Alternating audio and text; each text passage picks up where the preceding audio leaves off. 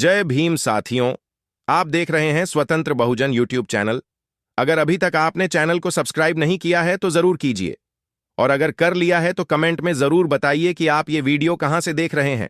इस वीडियो को ज्यादा से ज्यादा शेयर करना जरूरी है। फूलन देवी के बौद्ध धर्म अपनाने की कहानी कई स्तरों पर महत्वपूर्ण है, राजनीतिक, सामाजिक और व्यक्तिगत। यह केवल एक धार्मिक परिवर्तन नहीं था, बल्कि जातिवादी उत्पीड़न के खिलाफ एक प्रतीकात्मक विद्रोह भी था। आइए इस पूरी सच्चाई को विस्तार से समझते हैं। फूलन देवी, जिन्हें मीडिया में अक्सर बैंडिट क्वीन कहा गया, एक मल्लाह निषाद जाति की महिला थीं। उन्होंने अपने जीवन में जो अत्याचार सहे, बलात्कार, सामाजिक बहिष्कार, पुलिसिया उत्पीड़न, वे सब कुछ भारतीय समाज में दलित पिछड़ों के साथ हो रही हिंसा की झलक थे। फूलन का संघर्ष केवल व्यक्तिगत नहीं था, वो एक समूचे जातिगत व्यवस्था के खिलाफ था। 1980 के दशक में जब उन्होंने ऊंची जाति के ठाकुरों से बदला लिया तो उन्हें डाकू बना दिया गया। लेकिन यही फूलन देवी 1990 के दशक में संसद पहुंची और राजनीति का इस्तेमाल बहुजन स्वाभिमान के लिए किया। अब आते हैं बौद्ध धर्म अपनाने पर एक बौद्ध धर्म की ओर झुकाव का मूल कारण।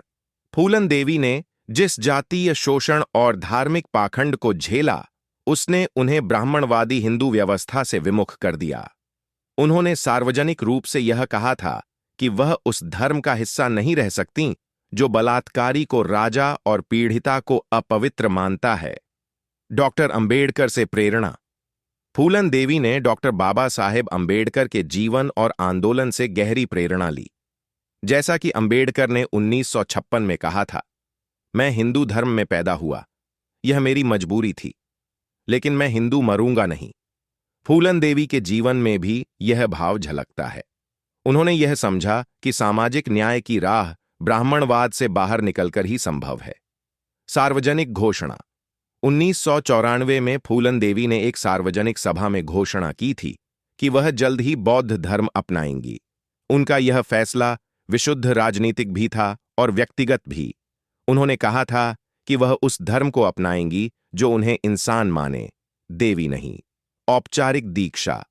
कुछ रिपोर्ट्स के अनुसार फूलन देवी ने जीवन के अंतिम वर्षों में बौद्ध भिक्षुओं की मौजूदगी में त्रिशरण और पंचशील लेकर बौद्ध धर्म अपनाया।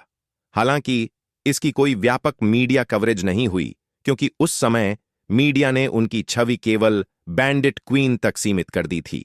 लेकिन कई बहुजन संगठनों और नेताओं ने इस बात की पुष्टि की है कि फूलन ने अंबेडकर के रास्ते पर चलते हुए बौद्ध धर्म अपनाया था। राजनीतिक और सांस्कृतिक महत्व। फूलन देवी का बौद्ध धर्म अपनाना एक तरह से अंबेडकर की उस परंपरा को आगे बढ़ाना था जिसमें शोषित समाज अपने आत्मसम्मान के लिए ब्राह्मणवादी ढांचे को ठुकरा देता है।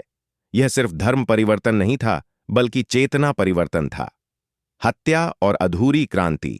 2001 में फूलन देवी की हत्या कर दी गई। यह एक पूर्व नियोजित राजनीतिक हत्या थी।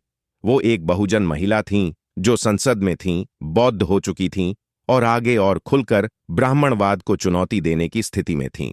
उनकी हत्या ने उस संघर्ष को बीच में ही रोक दिया जो वह शुरू कर चुकी थीं। फूलन देवी का बौद्ध धर्म अपनाना उसी परंपरा का हिस्सा था जिसे डॉक्टर अंबेडकर ने शुरू किया था और जिसे बाद में कांशीराम, उदित राज, रामदास आठवले जैसे कई नेताओं ने आगे बढ़ाया।